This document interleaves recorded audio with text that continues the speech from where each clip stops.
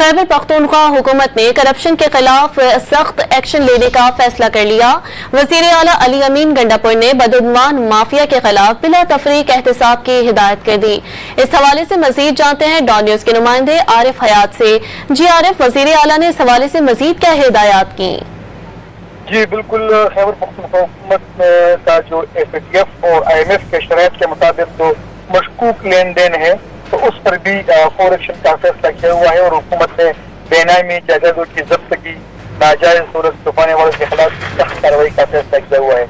इसी जिम्न में खैबर पख्तूनख्वा हुकूमत ने गैर खरीदार करप्शन फोर्स है उसके काम की मंजूरी भी दे दी और करप्शन से मुतल्लिक जो झूठी शिकायत देते हैं तो उन शिकायत कुनिंदगान के खिलाफ भी सख्त सजाएं तजवीज करने का फैसला किया हुआ है। अब ये हुकूमत ने सूबे में जितने भी इदारे हैं तो उसमें करप्शन के खिलाफ सख्त एक्शन लेने का फैसला किया हुआ है और जितने भी बदनवान माफिया है तो उनके खिलाफ तफरीक जो है तो एहतसाब करने की हिदायत दी गई है।